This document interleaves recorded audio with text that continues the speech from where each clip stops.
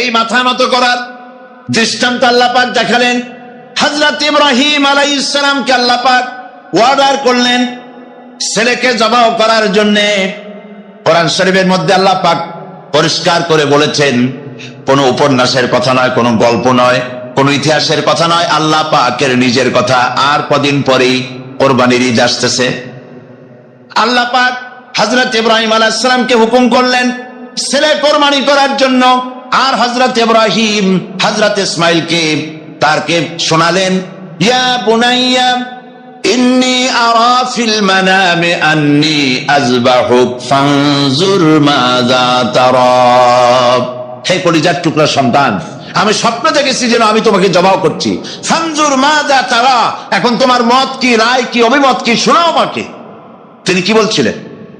হযরত ইসমাইল বলছিলেন যে আপনি এতদিন পর্যন্ত আমার মায়ের খবর রাখেন নাই, আমার খবর রাখেন নাই, আমাদের ফালায় গেছেন মরুভূমির মধ্যে, পানি খাবার কিচ্ছু দেন নাই, আজকে জবাহ করতে আসছেন কোন অধিকারে?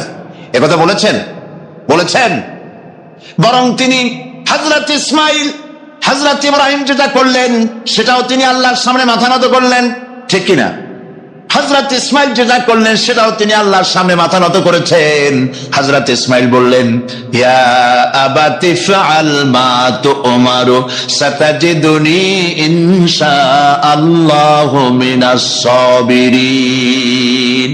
ইয়া আবাতি ফাআল, হে পিতা আপনি তাই করুন, মা তুমার, যে বিষয়ে আপনাকে আদেশ করা হয়েছে।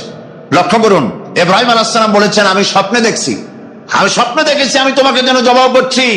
আর হযরত ইসমাইল বললেন আপনি যে আদিষ্ট হয়েছেন তাই করেন। তার মানে ইসমাইল বুঝতে পেরেছেন পয়গম্বরের স্বপ্ন স্বপ্ন নয়, এটা আল্লাহর ওহী, হুকুম। জবাব করেন, আমাকে আপনি ধৈর্যধারীদের মধ্যে পাবেন।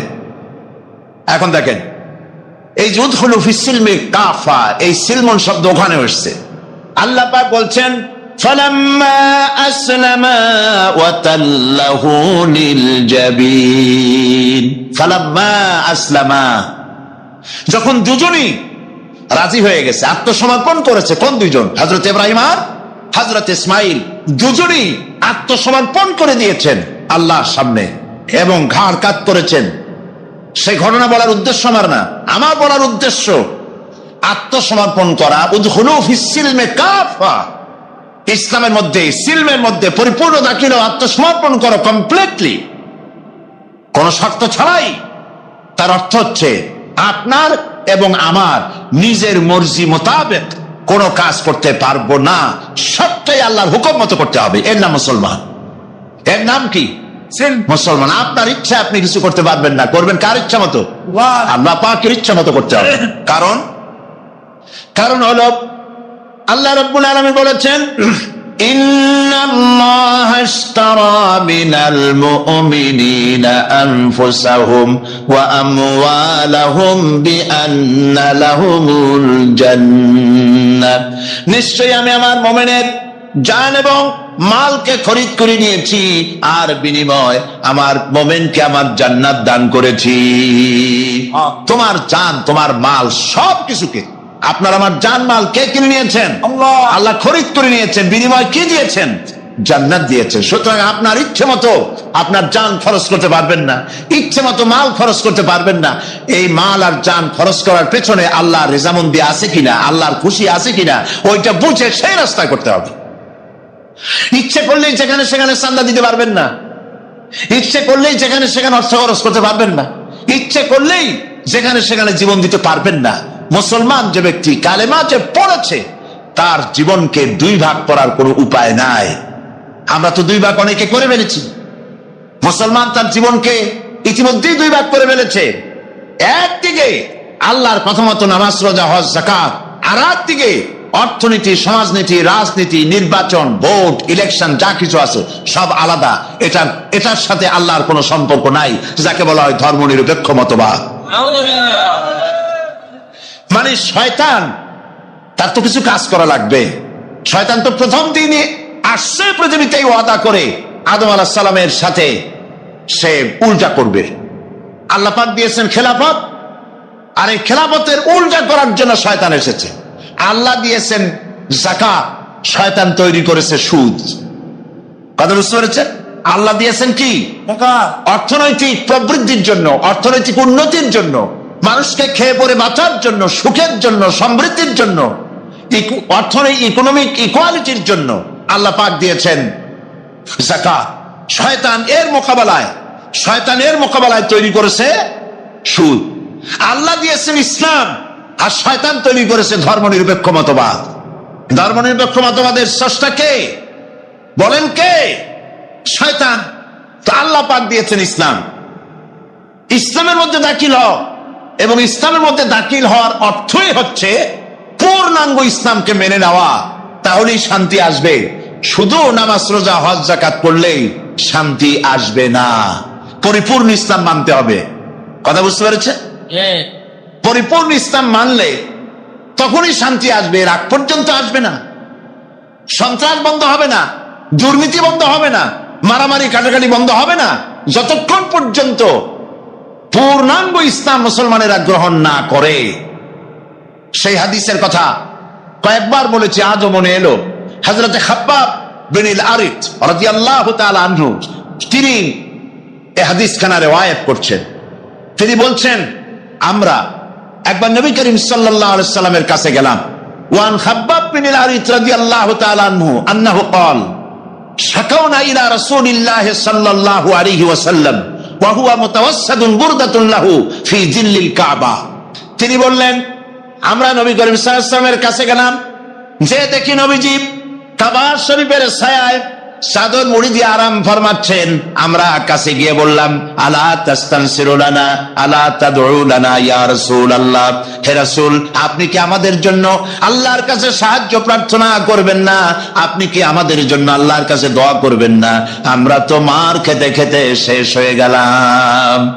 আমাদের খাব্বাবকে তারা মারছে, খুবাইবকে মারছে, আম্মারকে, সোয়েবকে, বেলালকে মেরে শেষ করে ফেলছে। খাবার নাই, পরার নাই, কত কষ্ট আমাদের। নবীজি উঠে বসলেন, বুখারীর হাদিস। নবীজি উঠে বসলেন, বললেন, খাব্বাব শোনো, শোনো খাব্বাব, তোমাদের আগে এই পৃথিবীতে দ্বীনের দাওয়াত দিতে যারা এসেছিলেন, ইসলামের দাওয়াত দিতে যারা এসেছিলেন, তাদেরকে ধরা হতো। ফায়ুখাযুর রাজুলু, তাদেরকে সমকালীন রাষ্ট্রশক্তি তাদের ধরাদাল আমরা হাত্তা ইয়াসিরুর রাকিবা মিন সানা ইলা হাজারামাউত। তিনি বলছেন, শোনো খাব্বাব, আমি আল্লাহর নামে কসম করে বলি, আমি আল্লাহর নামে কসম করে বলি, সেই দিন বেশি দূরে নয় যেদিন ইয়েমেনের রাজধানী সানা থেকে শুরু করে হাজরামাউত পর্যন্ত লোকেরা যাতায়াত করবে, মানুষেরা চলাফেরা করবে, নারী তার সৌন্দর্যের পশ্চা নিয়ে, ব্যবসায়ীরা তাদের পুঁজি নিয়ে রাস্তা দিয়ে, মরুভূমি দিয়ে দিনেও চলবে, রাতেও চলবে। লা ইয়াখাফু ইল্লাল্লাহ, আল্লাহর ভয় ছাড়া মানুষের মনে আর কোনো ভয় থাকবে না। সুবহানাল্লাহ, সুবহানাল্লাহ। মানুষের মনে আর কোনো ভয় থাকবে না। ওয়ালাকিন্নাকুম তাস্তাজিলুন, তোমরা তাড়াহুড়ো করছো, অপেক্ষা করো, এরকম সমাজ আসবে। কোরআন সেই সমাজ কায়েম করেছিল, ওই মুসলমান তৈরি করেছিল, যেই মুসলমান ইসলামকে পরিপূর্ণরূপে জীবনের সকল ক্ষেত্রে মানত। ব্যক্তিতে, পরিবারে, সমাজে, রাষ্ট্রে, জীবনের সব জায়গায় ইসলামকে তারা মানত বলেই এই শান্তি তাদের ভিতরে এসেছিল। এই জন্য আল্লাহ পাক বলছেন, ইয়া আইয়ুহাল্লাযীনা আমানু দুখুলু ফিস সিলমি কাফা, ও বিশ্বাসীরা, তোমরা যারা ঈমান এনেছো, শোনো, ইসলামের ভিতরে, সিলমের মধ্যে পরিপূর্ণরূপে দাখিল হয়ে যাও। একটু আটটু নয়, পরিপূর্ণরূপে দাখিল হয়ে যাও। সেটা কিভাবে?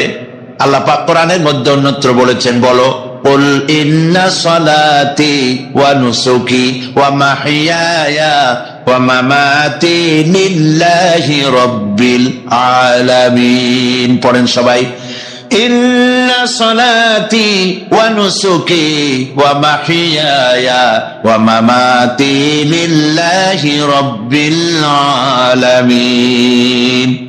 বলো, ইন্না সালাতি, নিশ্চয় আমার নামাজ, আমার কোরবানি, আমার হায়াত, আমার মওত সব আল্লাহর জন্য। কার জন্য?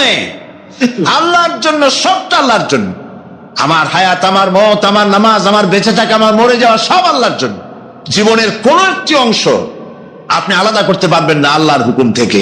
আপনি যখনই পড়েছেন লা ইলাহা ইল্লাল্লাহ, তখন ইমানের এই দড়ি দিয়ে হাত পা সব বান্ধা হয়ে গেছে। সুবহানাল্লাহ বলে। প্রশ্ন করতে পারেন, কেউ প্রশ্ন তুলতে পারে যে লা ইলাহা ইল্লাল্লাহর অর্থ হলো আল্লাহ ছাড়া কোনো ইলাহ নাই, মুহাম্মদ সাল্লাল্লাহু আলাইহি ওয়াসাল্লাম আল্লাহর প্রেরিত রাসূল। এইটুকুন কথা বললে পরে আমার নামাজ, রোজা, হজ, যাকাত, আমার ব্যবসা বাণিজ্য, চলাফেরা, ওঠা বসা, অর্থনীতি, রাজনীতি, গোষ্ঠীযুদ্ধা এইটার সাথে বাঁধা গেল কেমনে? প্রশ্ন উঠতে পারে। এটা আমি এইভাবে বুঝাই, দৃষ্টান্তটা এইভাবে দেই।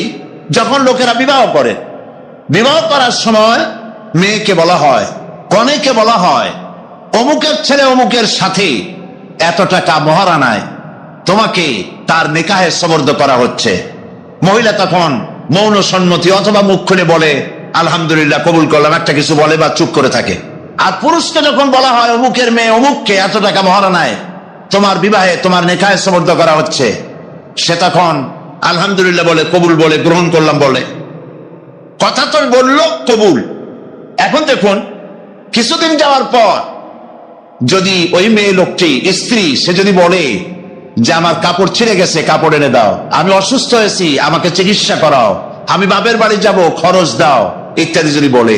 আর যদি তখন স্বামী বলে যে আমি তো বিয়ের সময় শুধু কবুল বলছিলাম, তোমার শাড়ি কিনে দেওয়া লাগবে, তোমার চিকিৎসা করার লাগবে, তোমার বাপের বাড়ি পাঠানোর খরচ আমার দেওয়া লাগবে, এই সব কথা তো আমি স্বীকার করি নাই। আবার উল্টাটা দেশকে সামনে রেখে আইন তৈরি করা, বিভিন্ন কার্যক্রম পরিচালনা করা, সবটাই আপনি করতে পারবেন, তবে আপনার মেইন লক্ষ্য থাকবে আমি যা করতেছি আল্লাহর হুকুমের সাথে যেন সাংঘর্ষিক, কন্ট্রাডিকশন না হয়। কথা বুঝতে পেরেছেন? এমন আইন করতেই পারবেন না, এমন বিল পাশ করতেই পারবেন না যে আইন, যে বিল পাশ করলে কোরআনের সাথে বিরোধিতা হয়। বুঝে আসছে কথা? কাজী যখন আমি মুসলমান, আল্লাহর কথা হচ্ছে নামাজ, দাড়ি, টুপি আর লম্বা জামা, এটাই মুসলমান হওয়ার জন্য শর্ত নয়। দাড়ি, টুপি, জামা ইত্যাদি গুলি তো লাগবেই। আবার কেউ ভুল বুঝবেন না, আমরা তো বলি একরকম, লোকেরা বোঝে আবার আর এক রকম, নানান রকমের বুঝ। হয়তো বলেই বুঝবে সাইদি সাহেব গত রাত্রে ওয়াজ করেছেন, কালকে হয়তো পত্রিকা দেখা যাবে, কোন পত্রিকা শরীফে লাগবে যে উনি বলেছেন দাড়ি, টুপি এগুলা কোনো বেহুদা জিনিস লাগবেই না। কথা তো এটা না, কথা হচ্ছে দাড়ি, টুপি লাগবে, যেমন পুলিশের ইউনিফর্ম লাগবে। কথা বুঝছেন? এখন পুলিশের ইউনিফর্ম, বিডিআর এর ইউনিফর্ম, আর্মির ইউনিফর্ম, দেখছেন না ইউনিফর্ম, জামা, তার উপরে এখানে র্যাঙ্ক লাগানো, ফিতা লাগানো, বাঁশি লাগানো, বারান্দাওয়ালা টুপি, প্যান্ট শার্ট ইত্যাদি, যার যেরকম র্যাঙ্ক, সেই র্যাঙ্ক অনুযায়ী এগুলি পড়তে হয়। এখন কোন আর্মি, কোন বিডিআর, কোন পুলিশ মনে করলো যে আমি ইউনিফর্ম যখন পড়েছি তখন আর অসুবিধা কি, সে শুয়ে শুয়ে সিগারেট টানতেছে অথবা গল্প করতেছে, সীমান্তে দামামা বেজে উঠেছে, সরকারের পক্ষ থেকে অর্ডার করা হয়েছে সীমান্তে চলে যাও সবাই, সমস্ত সেনাবাহিনী, বিডিআর, এয়ারফোর্স, নেভাল ফোর্স সব যুদ্ধের জন্য প্রস্তুতি নাও। এরা মনে করতেছে যে যখন ইউনিফর্ম পরছি আমার চাকরি যায় কই, ঠ্যাঙ্গের উপরে ঠ্যাং ফেলাইয়া সিগারেটে টান দিয়া উপরে ফু দিয়া তাকায় তাকে ফু গেল কদ্দু, চাকরি থাকবে? চাকরি থাকবে না। আবার ইউনিফর্ম ছাড়া যদি যুদ্ধে লাফায় পড়ে, মার খাওয়া ছাড়া পথ আছে? ইউনিফর্ম ছাড়া যদি দাবি করে আমি বিডিআর পুলিশ, প্রথমে তো ধোলাই হবে ভালো করে, তারপরে চিন্তা করবে যে লোকটা আসলে বিডিআর বা পুলিশ কিনা, ঠিক না? সেই জন্য ইউনিফর্ম প্রয়োজন, ইউনিফর্মের সাথে তার কাজটাও প্রয়োজন। কথা বুঝতে পেরেছেন? ইউনিফর্ম হচ্ছে তার পরিচিতি, আর কাজটা হলো সাথে জরুরি, হুকুম পালন করা সরকারের। দাড়ি, টুপি, জামা মুসলমানদের ইউনিফর্ম। সুবহানাল্লাহ বলেন, সুবহানাল্লাহ বলেন। মুসলমানদের ইউনিফর্ম, দাড়ি, টুপি, পাগড়ি, জামা, এগুলি হচ্ছে তার ইউনিফর্ম। এখন ইউনিফর্ম পড়েছে, দাড়ি আছে, টুপি আছে, জামা আছে, পাগড়ি আছে, সব আছে, কিন্তু ব্যবসা করে ওজনে কম দেয়, এমন দেওয়া এরকম আর কম কেউ দিতে পারে না। সাক্ষী দিলে জনমের মতো মিথ্যা সাক্ষী দেয়, বউ পর্দায় থাকে না, এর দাড়ি, টুপি, জামার কোনো লাভ আছে? সেই জন্য ইসলামের ভিতরে দাখিল হতে হলে এতটুকুন হলে হবে না, সবটুকুন হতে হবে। ইয়া আইয়ুহাল্লাযীনা আমানু দুখুলু ফিস-সিলমি কাফা, পরিপূর্ণরূপে ইসলামের মধ্যে দাখিল হও। ইসলামে দাখিল হতে কি কি লাগবে কি কি করতে হবে সেই কথাগুলি আমি আগামীকাল আপনাদের সামনে বলবো ইনশাআল্লাহ। সবাই বলি ইনশাআল্লাহ। মেহেরবানি করে দাঁড়ানো ভাইয়েরা বসেন, আমি আপনাদের নিয়ে মোনাজাত করব, আর মোনাজাতের পর আজান হবে, এশার নামাজ বা জামাত আদায় করে যাবেন। আলহামদুলিল্লাহ বলি। আগামীকাল এই আয়াতের বাকি ব্যাখ্যা সামনে আমরা চলবো এবং আলোচনা করব। মুসলমান না হওয়ার কারণে, নামধারী মুসলমান হওয়ার কারণে এই দুরবস্থা হয়েছে, এই জন্য আমরা আগামীকাল বিশদ আলোচনা করব। মোনাজাত করার জন্য দাঁড়ানো ভাইদের সবাইকে বসতে বলছি, আর একটু জিকির করেন জোরে সরে, লা ইলাহা লা ইলাহা। আজকে বসেন না, আজকে প্রথম দিনই 2 জন ইসলাম কবুল করার জন্য এসেছেন, আলহামদুলিল্লাহ বলো। আর জিকির করেন জোরে সরে, লা ইলাহা লা ইলাহা। এ কি হিন্দু নাকি?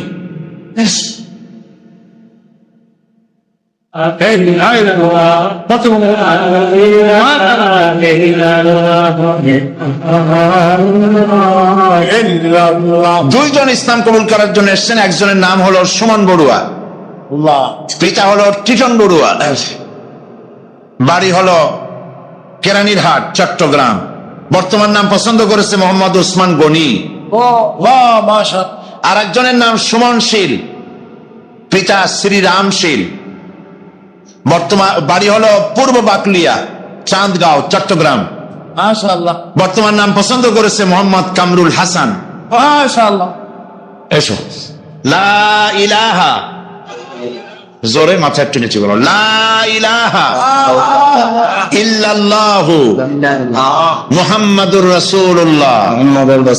আল্লাহ ছাড়া কোন উপাস্য নাই, মাবুদ নাই।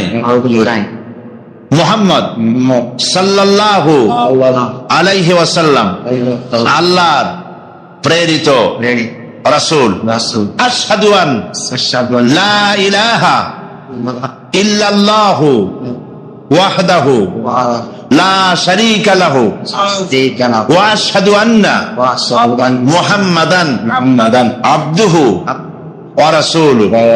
এও দিও না, কারণ এর ফলে তোমাকে অনুতপ্ত হওয়া লাগতে পারে, কার্পণ্যতাও না হয়, আর দ্বিতীয় মতো দিয়ে সব ফতুরু না হয়ে যাও। দুটোর মধ্যে ব্যালেন্স হতে হবে। আর 8 নম্বরে কথা হচ্ছে যেই দানের উপযুক্ত কারা। আপনি তো যাকাত দিবেন কাদের, সে কথা আল্লাহ বলে দিয়েছেন, আগে বলা হয়েছে না? কয়টা খাতে দিবেন? মাশাআল্লাহ, মনে আছে আপনাদের। আর এমনি সাধারণ দান সাদকা কাদেরকে দিবেন, উপযুক্ত পাত্র কারা, তার একটা লিস্ট আল্লাহ দিচ্ছেন। وبالوالدين إحسانا وبذي القربى واليتامى والمساكين والجار ذي القربى। নিজের পিতামাতা, নিকট আত্মীয়, ইয়াতীম, মিসকিন এবং আত্মীয় প্রতিবেশী, তাদেরকে দিবে। আমি কিন্তু এখন যাকাতের কথা বলছি না, মা বাপকে যাকাত দেওয়া যাবে না। এটা হচ্ছে দান, সহযোগিতা করা, ইহসান করা। এই ইহসান মা বাপকে, প্রতিবেশী আত্মীয় যারা, মিসকিন যারা, এতিম যারা, অনাত্মীয় প্রতিবেশী যারা, চলার সাথী, প্রবাসী এবং নিজের চাকর চাকরানি যা কিছু আছে, এই সকলকেই এই সাহায্য করতে হবে, এ কথা আল্লাহ বলে দিয়েছেন। এবং আমরা যে আয়াত আলোচনা করতেছি সে আয়াতের ভিতরেও এই ফেরেশতা আল্লাহ পাক বলে দিয়েছেন। আল্লাহর রাস্তায় যারা দান করবে তাদের সম্পর্কে আল্লাহ বলছেন এখন, مثل الذين ينفقون أموالهم في سبيل الله كمثل حبة। আল্লাহর রাস্তায় খরচ করা এর দৃষ্টান্ত হলো একটা দানার মতো, যেই দানাটা থেকে 7টা ডাল বেরিয়ে গেল। ফি কুল্লি সুমবালাতিন মিআতু হাব্বা, একটা দানা থেকে 7টা ডাল বেরোলো। এক একটা ডালে 100 করে দানা হলো, সব মিলাইয়া 700 দানা হয়ে গেল। ওয়াল্লাহু ইউদাইফু লিমান ইয়াশা ওয়াল্লাহু ওয়াসিউন আলীম। আল্লাহ পাক বলেন এই পৃথিবীতে একটা দানায় 700 দানা যে আল্লাহ রাব্বুল আলামিন তোমার হাতে ধরায় দিলেন, সে আল্লাহ পাকের ব্যাংকে যদি টাকা জমা রাখো, আল্লাহর রাস্তায় যদি খরচ করো, 700 গুণ বাড়াইয়া আল্লাহ তোমার হাতে ধরাইয়া দিবেন। আল্লাহু ইউদাইফু লিমান ইয়াশা, আর আল্লাহ ইচ্ছে করলে এর থেকেও বেশি তোমাকে দান করবেন।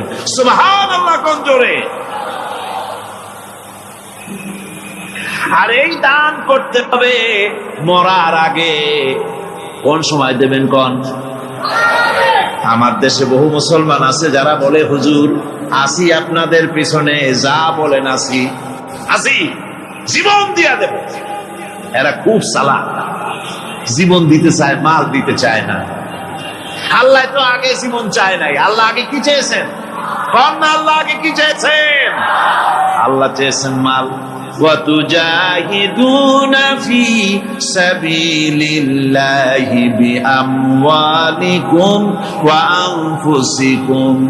আল্লাহ পাক বলেন জিহাদ করো আমার রাস্তায় মাল দিয়ে আর জান দিয়ে। মাল দাও আগে, মাল না দিয়া যদি আগে মরে যাও, মালটা তো থেকেই গেল। সুতরাং মাল আগে আমার রাস্তায় দাও। দেবা কখন? মরার আগে দাও। وَأَنفِقُوا مِمَّا رَزَقْنَاكُم مِّن قَبْلِ أَن يَأْتِيَ أَحَدَكُمُ الْمَوْتُ। আমার রাস্তায় খরচ করো মৃত্যু আসার আগে। فَيَقُولَ رَبِّ لَوْلَا أَخَّرْتَنِي إِلَى أَجَلٍ قَرِيبٍ।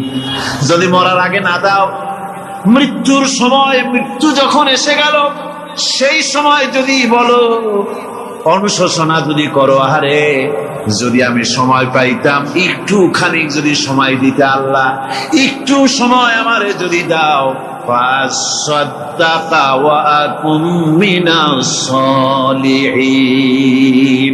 দান সদকা করব, সব আল্লাহর রাস্তায় দিয়ে দেব, আর আমি সালেহ বান্দাদের মধ্যে শামিল হয়ে যাব। আল্লাহ একটু সময় আমারে দাও। আল্লাহ পাক বলছেন ওয়ালা ইউআখিরাল্লাহু নাফসান ইযা জাআ আজালুহা আল্লাহু খাবীরুম বিমা তা'মালুন। মৃত্যুর নির্ধারিত সময় আসলে 1 সেকেন্ড আগে পাশে করা হবে না।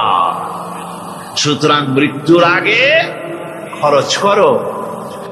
আপনি মনে করবেন যে আপনি মরে গেলে পরে আপনার ছেলে মেয়ে আপনার জন্য করবে, খরচ করবে। হ্যাঁ করবে ঠিক, মরার পরে কুলখানির পরে 40, তারপরে শেষ, এরপর আর করবে। আপনার ছেলে মেয়ে যে আপনার জন্য করবে তার প্রমাণ তো আপনি নিজে।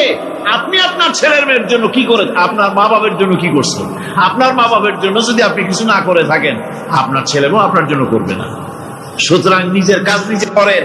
আপনার পিঠ যদি চুলকায়, আর নাতিরে যদি বলেন নাতি পিঠটা চুলকায় দাও, সে যে জায়গা চুলকাবে আপনি করবেন উত্তর দিকে, সে উত্তর দিকে, দক্ষিণ দিকে, উপরে, নিচে, পিঠে, পাশার কাছে।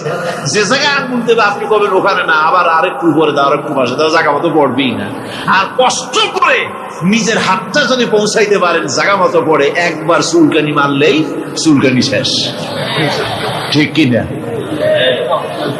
সুতরাং আপনি অন্যের উপরে ভরসা না করে নিজের খরচ নিজেই করে যান, নিজের কাজ নিজে করে যান, আল্লাহর রাস্তায় খরচ করে যান, বেশি পরিমাণে খরচ করেন। যত খরচ করবেন আল্লাহ রাব্বুল আলামিন রাজি হয়ে যাবে। কোন সুবহানাল্লাহ। যাকাত কোথায় কোথায় ব্যয় করবেন, কারে কারে দিবেন? আল্লাহ রাব্বুল আলামিন বলেন إنما الصدقات للفقراء والمساكين والعاملين عليها والمؤلفة قلوبهم وفي الرقاب الرقاب والغارمين وفي سبيل الله وابن السبيل فريضة من الله والله عليم حكيم। সূরা তাওবার মধ্যে আল্লাহ পাক যাকাত কোথায় কোথায় দিবেন খাতগুলি আল্লাহ বলে দিচ্ছেন। কোন আলহামদুলিল্লাহ। যেখানে সেখানে যাকাত দেওয়া যাবে না। যাকাতের জন্য খাত হচ্ছে 8টা। যাকাতের জন্য খাত কয়টা? 8টা। 8টি খাতে আপনার যাকাতের টাকা আপনি ব্যবহার করবেন, ব্যয় করবেন। প্রথম দিবেন ফকিরদেরকে। প্রথম দিবেন কাদেরকে? ফকির। ফকির কারা? ফকির হচ্ছে নিজের জীবন জীবিকায় অন্যের মুখাপেক্ষী। তারপরে শিশু, এতিম, বিধবা, জীবন চালানো খুবই কষ্টকর, অভাবগ্রস্ত লোক, এরা হচ্ছে ফকির। আর মিসকিন হচ্ছে যারা নিজেদের প্রয়োজন উপযোগী অর্থ উপার্জন করার সামর্থ্য নাই, আর মানুষের কাছে আত্মমর্যাদার কারণে হাত পাততেও পারে না। এক কথায় এক গরিব ভদ্রলোক। আল্লাহ কোরআন শরীফে বলেছেন যে এদের চেহারা দেখে বুঝো জ্বর পেটে খাবার নাই, অথবা সে অসুবিধায় আছে। চেহারা দেখে বুঝে তাকে সাহায্য করো। সে এমন শরীফ মানুষ আছে না আমাদের সমাজে, লোক এরকম আছে না? আছে কিনা? ঘরের মধ্যে 3 দিনও রান্না হয় নাই, কিন্তু দাড়ি টাড়ি সুন্দর করে আশ্রয়া, জামাটা পরিপাটি করে গায়ে দিয়ে বেরোচ্ছে, কারোর কাছে হাত পাতে না। তার সরাপথে তার ভদ্রতায় বাঁধে। ওনার সরাপথে বেঁধেছে, উনি চাবেন না কারো কাছে, কিন্তু উনাকে যিনি সৃষ্টি করেছেন সে আল্লাহ রাব্বুল আলামিন শোনায় দিচ্ছেন, বান্দারা আমার ওই গরিব ভদ্রলোককে খাবার দাও। ওরা হচ্ছে মিসকিন। এরপরে আমিলিন, 3 নম্বরে আমিলিন, অর্থাৎ যারা যাকাত সরকারি ভাবে যাকাত যারা আদায় করে, সেই আদায়কারীদেরকে এই যাকাতের টাকা দিয়ে তাদের সম্মানী দিতে বলা হয়েছে। ইসলামী গভর্নমেন্ট আসলে যাকাত তো আর আপনার খুশি মতো থাকবে না, যাকাত দিতে আপনি বাধ্য হবেন। যাকাত দিতে আপনি বাধ্য হবেন। যাকাত আদায় করবে গভর্নমেন্ট। কে আদায় করবে? গভর্নমেন্ট আদায় করবে, আর গভর্নমেন্ট ডিস্ট্রিবিউট করবে। ওয়াল মুআল্লাফাতিল কুলুব, মনোতুষ্টির জন্য, যাদের মন জয় করতে হবে, এই ধরনের লোকদেরকে। ওয়ার রিকাব, আর গলদেশের মুক্তিদানের জন্য। ওয়াল গারিমিন, আর ঋণগ্রস্ত ব্যক্তি। তা আবার এমন পর্যায়ের যে ঋণ পরিশোধ করতে গেলে যদি তার এমন অবস্থা হয় যে তার কাছে যাকাত দেওয়ার মতো টাকা থাকে না, এরকমের অবস্থা যদি হয়, তাহলে যাকাতের টাকা দিয়ে তার ঋণ পরিশোধ করে দেওয়া যেতে পারে। ফি সাবিলিল্লাহ। এরপরে হচ্ছে জিহাদের রাস্তা। জিহাদের রাস্তা মানে জিহাদ যখন শুরু হবে, সেই জিহাদের ময়দানে আপনি বন্দুক রাইফেল কিনে দেওয়ার সাহায্য করবেন, সেটা নয়। কিন্তু শুধু এটাকেই বোঝানো হয় নাই। ফি সাবিলিল্লাহ বলতে বোঝানো হয়েছে আল্লাহর রাস্তায় সংগ্রামরত সব ব্যাপারে আপনি সাহায্য করবেন। ইসলামী আন্দোলনের জন্য করবেন। যারা ইসলামের জন্য বইপত্র লেখে তাদের জন্য করবেন। যদি পয়সায় কুলাতে না পারে সেখানে সাহায্য করবেন। ইসলামী আন্দোলনকে বিজয় করার জন্য সাহায্য করবেন। এক কথায় আল্লাহর রাস্তা বলতে যা বুঝায় এগুলিকে দিবেন। ইবনে সাবিল, এরপরে পথিক মুসাফির। পথিক মুসাফির সে যদি বাড়িতে ধনী থাকে, ঢাকায় ধনী, কিন্তু চট্টগ্রামে এসে সর্বহারা হয়ে গেছে, টাকা পয়সা সব লুটপাট হয়ে গেছে, এখন বাড়ি ফেরার উপায় নাই, যাকাতের টাকা দিয়ে তাকে সাহায্য করা যেতে পারে। এই 8টি খাতে এভাবে যাকাত দেওয়ার জন্য আল্লাহ খাত সৃষ্টি করেছেন। কয়টা খাত হলো?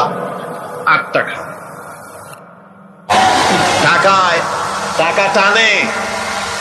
একজনে শুনছিল টাকায় টাকা টানে, সে মনে করলো কেমনে টাকায় টাকা টানে। তারপরে সে এক ব্যাংকের সামনে গিয়ে অনেক টাকার মধ্যে নিজের একটা টাকা ছুঁড়ে মেরেছে। ঘন্টা 2 দাঁড়ায় আছে, দেখে যে তার টাকা আসে না।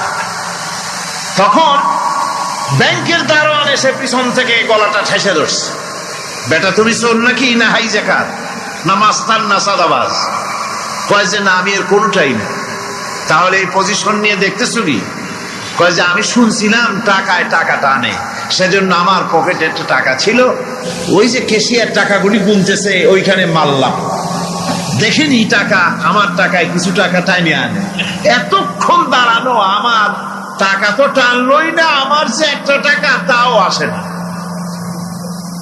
দারোয়ান বলছে, বেটা তুমি ঠিকই শুনেছো, টাকায় টাকা ঠিকই টানে, ওই অনেকগুলো টাকা তোমার একটা টাকারে এমন ভাবে টাইনিয়া ধরছে, বাইরে আবার উপায় নেই।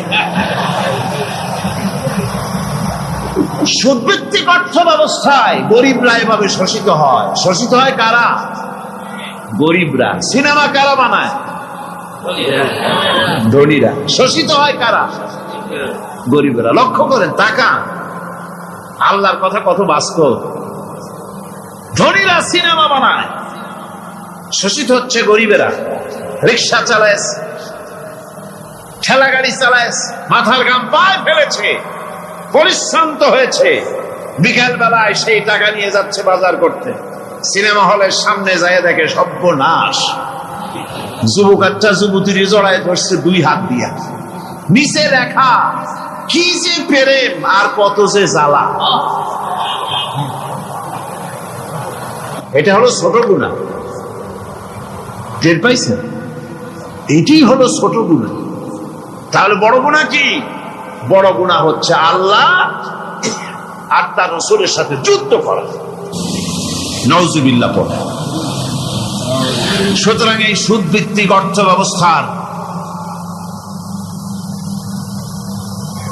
এই সুদভিত্তিক অর্থ ব্যবস্থাকে নির্মূল করে দিয়ে ইসলাম যাকাত ভিত্তিক অর্থ ব্যবস্থা কায়েম করেছিল, যার ফলে মানুষ খেয়ে পরে সুখে শান্তিতে বসবাস করেছে। চুরি নাই, ডাকাতি নাই, জেনা নাই, ব্যভিচার নাই, হত্যা নাই, ধর্ষণ নাই।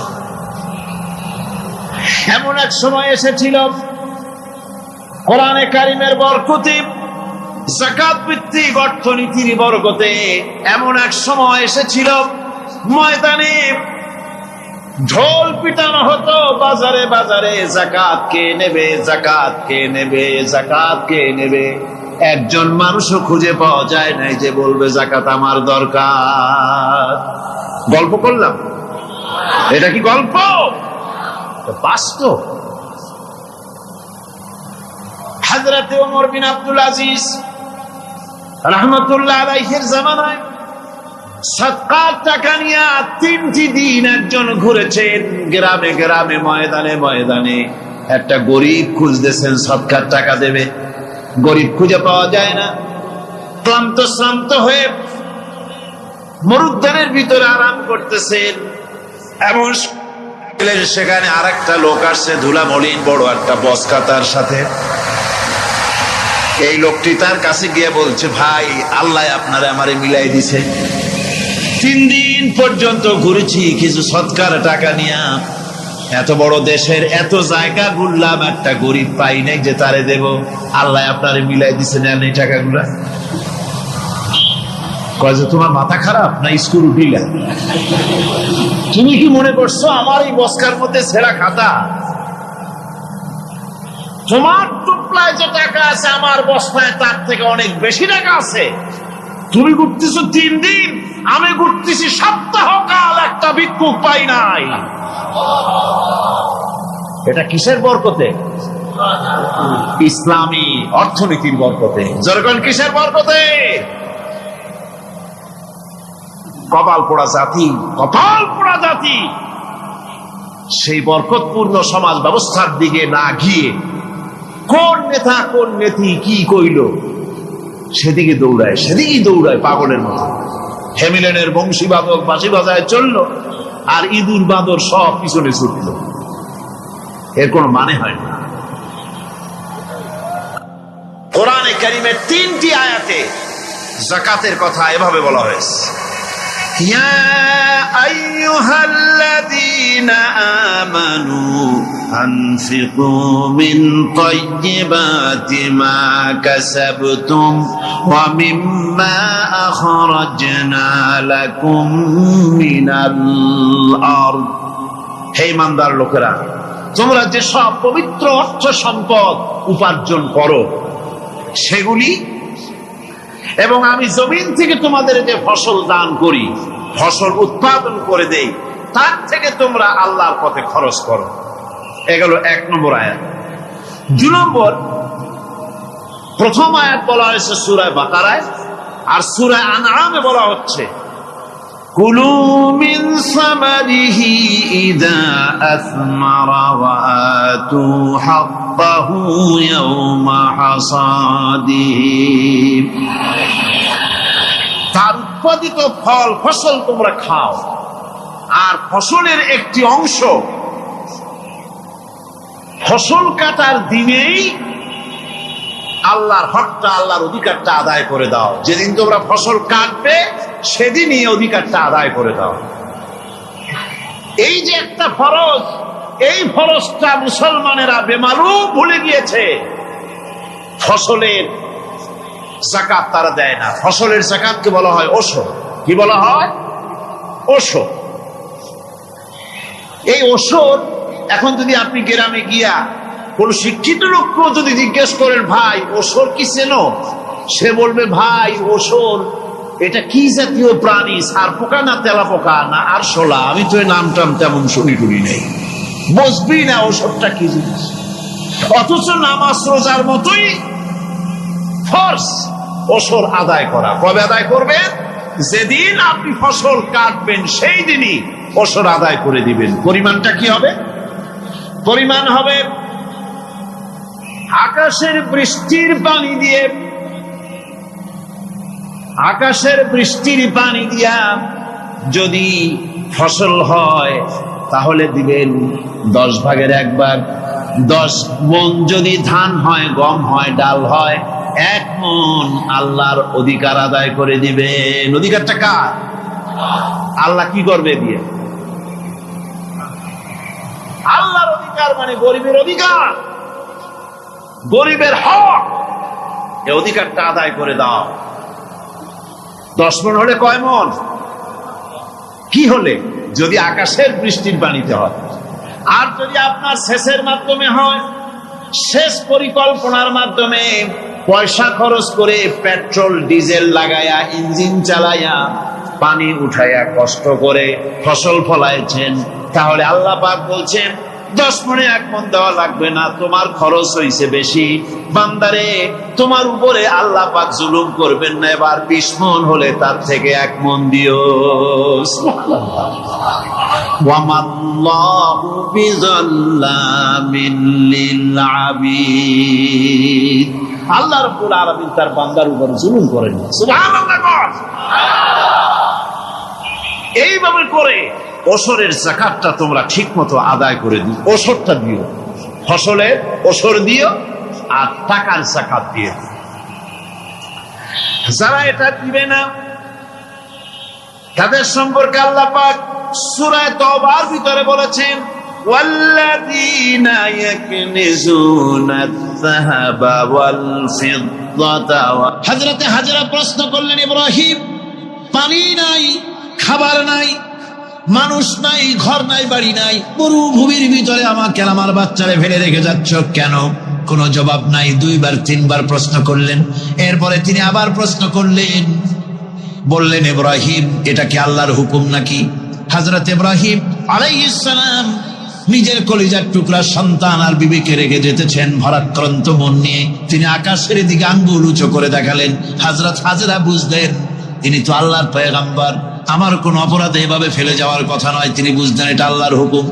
হযরতে হাজরা বললেন, ইব্রাহিম রে, নিশ্চিন্ত মনে বাড়ি ফিরে যাও, আমার মনে কোনো চিন্তা নাই, কোনো পেরেশানি আর এখন নাই। আল্লাহর হুকুমে যদি আমাকে মরুভূমির ভিতরে ফেলে যেয়ে থাকো, তাহলে আমি ওই আল্লাহর প্রতি এতটা ভরসা রাখি যে এই মরুভূমির ভিতরে জল পানি শূন্য, খাদ্য শূন্য জায়গায় আমি আমার বাচ্চাকে আল্লাহ রব্বুল আলামিন না খাওয়াইয়া মারবেন না। দ্বিতীয় পরীক্ষায় পাশ করল। 3 নম্বরে পরীক্ষা হলো, সন্তান বড় হয়ে গেছে, বুদ্ধি হয়েছে, দৌড়াতে পারে। আল্লাহ রাব্বুল আলামিন হুকুম করলেন, ছেলেকে জবাহ করো। কত বড় আগুনের পরীক্ষা! কোরআন শরীফ বলছে, হযরত ইব্রাহিম আলাইহিস সালাম নিজের ছেলেকে ডেকে নিয়ে বললেন, ইয়া বুনাইয়া ইন্নী আরা ফিল মানামি আন্নী আযবাহুক ফানজুর মাযা তারা। হে আমার কলিজার টুকরা সন্তান, আমি স্বপ্নে দেখেছি যেন আমি তোমাকে জবাহ করতেছি, তোমার রায় কি, তোমার মত কি, আমারে শোনাও। ছেলে পয়গম্বর, ছেলে তার জবাবে বললেন, ইয়া আবাতি ফাআল মা তু'মার সাতাজিদুনি ইনশাআল্লাহু মিনাস সাবিরিন। হে আমার আব্বাজান, আপনি যে ব্যাপারে স্বপ্নের ভিতরে আদিষ্ট হয়েছেন, আপনি তা কার্যকরী করুন। আমাকে এতটুকু অধৈর্যের মধ্যে পাবেন না, আমাকে ধৈর্যশীলদের মধ্যে পাবেন। আমারে আপনি আল্লাহর হুকুম পালন করেন। আল্লাহ পাক শোনাচ্ছেন, ফালাম্মা আসলামা ওয়া তাল্লাহু লিল জাবিন। পিতা পুত্র দুজনই রাজি হয়ে গেল। পিতা তার ছেলেকে কাঁধ করে গলার উপরে ছুরি ধরেছেন। আল্লাহ রাব্বুল আলামিন ইসমাইল জবাহ হোক, এটা আল্লাহ চান নাই, আল্লাহ চেয়েছেন পরীক্ষা করতে। পরীক্ষায় ইব্রাহিম পাশ হয়ে গেলেন। আল্লাহ পাক বলছেন, ওয়ানাদাইনাহু আইয়া ইব্রাহিম ক্বাদ সাদ্দাকতার রুইয়া ইন্না কাযালিকা নাজজিল মুহসিনিন।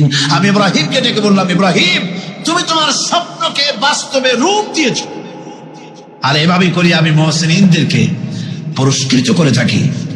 আল্লাহ পাক খুশি হলেন।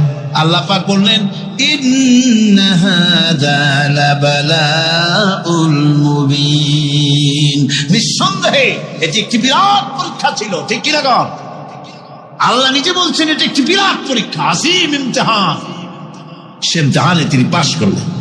পরীক্ষায় উত্তীর্ণ হওয়ার জন্য রব্বুল আলামিন পুরস্কার দিয়া দিলেন। আল্লাহ পাক বললেন, সালামুন আলা ইব্রাহিম। পড়েন সবাই, সালামুন আলা ইব্রাহিম।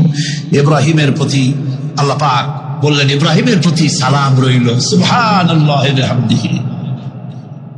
হযরত ঈসা আলাইহিস সালামকে খ্রিস্টানেরা তারা বলেছে, ওয়াকালাতিন নাসারাল মাসীহু ইবনুল্লাহ।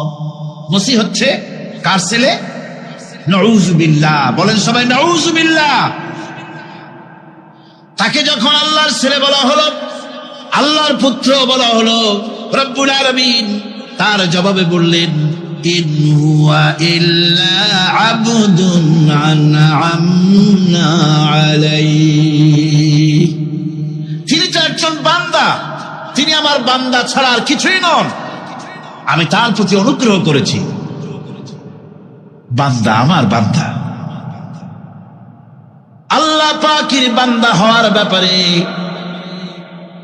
কোন মানুষের লজ্জা থাকার কথা নয়। এমনকি আল্লাহ পাক ঈসা আলাইহিস সালাম সম্পর্কে বলছেন, লা ইয়াস্তানকিফাল মাসীহু আইয়াকুনা আবদান লিল্লাহি ওয়ালাল মালাইকাতুল মুকাররাবুন। মসিহ আল্লাহর বান্দা, তাতে কখনো বিন্দুমাত্র লজ্জা তিনি পোষণ করেন নাই যে আমি আল্লাহর বান্দা, আল্লাহর গোলাম। এটা কথা হইল? এরকম লজ্জা তিনি পোষণ করেনি। এমনকি তার নিকটবর্তী ফেরেশতা যারা, তারাও আল্লাহর বান্দা, গোলাম হওয়ার জন্য তাদের ভিতরে কোনো লজ্জা নাই।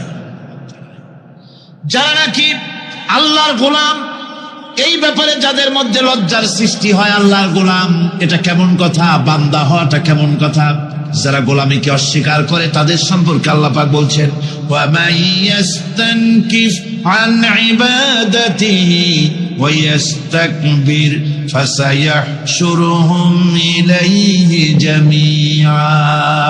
কেউ যদি আল্লাহর বন্দেগী করার ব্যাপারে লজ্জা পোষণ করে, যদি লজ্জার কারণ মনে করে, অহংকার করে, গৌরব করে, তাহলে তারা পালাবে কোথায়, যাবে কোথায়? আমি কিয়ামতের দিন সবগুলিকে এক জায়গায় করে ফেলবো। সুতরাং আল্লাহ পাকের গোলামিতে আল্লাহ যে বান্দা বলে যখন ডাকেন, লজ্জার কোনো কারণ নাই। অহংকার যে করবে সে নিজেকে ধ্বংস করবে। আল্লাহ পাক সব নবীদেরকে নিজের বান্দা বলেছেন। নবীরা কি আল্লাহ পাকের বান্দা। হযরত ইউসুফ আলাইহিস সালাম সম্পর্কে আল্লাহ পাক বলছেন, কাযালিকা লিনাসরিফা আনহু সুআ ওয়াল ফাহশা ইন্নাহু মিন ইবাদিনাল মুখলাসিন। এরূপই ঘটলো যাতে আমি ইউসুফ আলাইহিস সালামকে, আমার বান্দা, তাকে আমি নির্লজ্জতা ইত্যাদি থেকে আমি রক্ষা করেছি। নিশ্চয়ই হযরত ইউসুফ ছিল আল্লাহ পাকের বান্দা, আল্লাহ পাকের আব্দ। রাসূল করিম সাল্লাল্লাহু আলাইহি ওয়াসাল্লাম তিনি হচ্ছেন সর্বশ্রেষ্ঠ আল্লাহর পয়গম্বর। তার থেকে শ্রেষ্ঠ নবী আর কি কেউ আছে? জোরে বলেন আছে? তার থেকে মাহবুব, তার থেকে শ্রেষ্ঠ আল্লাহর কাছে আর কেউ নেই। সেই নবীকে আল্লাহ রাব্বুল আলামিন কোরআনে কারীমের ভিতরে তাকে আব্দ বলেছেন। কি বলেছেন? অনেকগুলি আয়াত আছে যে আয়াতের ভিতরে আল্লাহ পাক তার নাম নেন নাই, নবী বলেন নাই, রাসূল বলেন নাই, শুধু বলেছেন আব্দ। যেমন ফাআওহা ইলা আবদিহি মা আওহা। অতঃপর তার বান্দার নিকট যা ওহী করার ছিল তা তিনি করলেন। সেই বান্দাকে মুহাম্মদ সাল্লাল্লাহু আলাইহি ওয়াসাল্লাম। অন্য আয়াতে আল্লাহ পাক বলছেন, وأنه لما قام عبد الله يدعوه كادوا يكونون عليه لبدا। আল্লাহর বান্দা যখন নামাজ পড়তে দাঁড়িয়ে গেল, আল্লাহকে ডাকার জন্য যখন দাঁড়ালো, তখন লোকেরা তার উপরে ঝাঁপিয়ে পড়লো। ঝাঁপিয়ে পড়ার জন্য প্রস্তুতি গ্রহণ করলো। এখানে আব্দ বলা হয়েছে কাকে? মুহাম্মদ সাল্লাল্লাহু আলাইহি ওয়াসাল্লামকে। এভাবে করে অন্য এক আয়াতে আল্লাহ পাক তার হাবিবকে আব্দ বলছেন, বান্দা বলতেছেন, ইন কুনতুম ফি রাইবিম মিম্মা নাযালনা আলা আবদিনা। আমার বান্দার উপরে যে কিতাব নাজিল করেছি তাতে যদি তোমাদের কোনো সন্দেহ হয়, এই যে আমার বান্দার উপরে, ওই বান্দা কে? বলেন সবাই, মুহাম্মদ রাসূলুল্লাহ সাল্লাল্লাহু আলাইহি ওয়াসাল্লাম। অন্য আয়াতে বলা হচ্ছে, তাবারাকাল্লাযী নাযালাল ফুরকানা আলা আবদিহি লিয়াকুনা লিল আলামিনা নাযীরা। অতীব বরকতপূর্ণ সেই মহান সত্তা যিনি তার বান্দার উপরে ফুরকান নাজিল করেছেন। কে সেই বান্দা? মুহাম্মদ সাল্লাল্লাহু আলাইহি ওয়াসাল্লাম। মেরাজের ঘটনা বলতে গিয়ে আল্লাহ রাব্বুল আলামিন বলতেছেন, সুবহানাল্লাযী আসরা বিআবদিহি লাইলাম মিনাল মাসজিদিল হারাম ইলাল মাসজিদিল আকসা। পবিত্র সেই মহান সত্তা যিনি তার বান্দাকে ইসরা করিয়েছেন। কে সেই বান্দা? মুহাম্মদ রাসূলুল্লাহ সাল্লাল্লাহু আলাইহি ওয়াসাল্লাম। সুতরাং আবদিয়াত, ইবাদত, গোলামি, এটা হচ্ছে মানুষের জীবনের সবচেয়ে বড় মর্যাদাকর খেতাব আল্লাহর পক্ষ থেকে। আল্লাহর বান্দা হওয়া, গোলামি পরিপূর্ণরূপে হবে কেবলমাত্র আল্লাহ পাকের। এই গোলামির জন্যই আল্লাহ পাক আমাদেরকে সৃষ্টি করেছেন, অন্য কোনো কাজে আমাদেরকে সৃষ্টি করেন নাই। সেই জন্য আমাদেরকে গোলামি করতে হবে, আনুগত্য করতে হবে কেবলমাত্র কার বলুন তো? এই গোলামি যদি সঠিকভাবে করি, যদি বান্দারা যারা আল্লাহ পাকের বান্দা বলে, গোলাম বলে নিজেদেরকে দাবি করে, যদি সঠিকভাবে ইবাদতটা করা যায়, তাহলে আল্লাহ তাদের জন্য কি ওয়াদা করেছেন শুনুন। দুনিয়ায় তাদেরকে আল্লাহ পুরস্কার দেবেন, আখেরাতেও দেবেন। এটা বন্ধ করুন। দুনিয়া এবং আখেরাতে আল্লাহ পুরস্কার দেবেন। সে পুরস্কারটা কি? দুনিয়ার পুরস্কারটা আগে শোনেন। আল্লাহ পাক বলেন, যারা আমার ইবাদত করবে তাদের ব্যাপারে আমার ওয়াদা শোনো। ওয়াদাল্লাহ কি দেওয়া হবে? যদি গোলাম হও, যদি কি হও? গোলাম। আল্লাহ পাক বলছেন শুধু তাই নয়, আমি আমার দিনকে যারা প্রতিষ্ঠা করবে, আমার গোলামেরা যদি, আমার বান্দারা সঠিকভাবে যদি আমার গোলামি করে, ঈমান আনে, আমলে সালেহ করে, নেক কাজ করে, আমি তাদেরকে রাষ্ট্র প্রতিষ্ঠার সুযোগ করে দেব। আর তাদের জন্য ভীতির পরিবর্তে, সন্ত্রাসের পরিবর্তে শান্তি কায়েম করে দেব। সুবহানাল্লাহ। وَلَيُمَكِّنَنَّ لَهُمْ دِينَهُمُ الَّذِي ارْتَضَىٰ لَهُمْ وَلَيُبَدِّلَنَّهُمْ مِنْ خَوْفِهِمْ أَمْنًا। তাদের দিনকে তারা নিজেদের জন্য যা পছন্দ করেছে অবশ্যই তিনি তা কায়েম করে দিবেন, এবং সন্ত্রাস আর ভীতির পরিবর্তে আল্লাহ নিরাপত্তা দান করবেন। যেরকম সুবহানাল্লাহ। সন্ত্রাস বন্ধ হবে, চুরি, ডাকাতি, জেনা, ব্যভিচার সব বন্ধ হয়ে যাবে। তোমরা ক্ষমতায় থাকবে, তোমরা ডমিনেটেড হবে না, তোমরা ডমিনেট করবে। গোটা পৃথিবীকে শাসন করবে, শাসিত তোমরা হবে না। আর ভীতির পরিবর্তে নিরাপত্তা তোমরা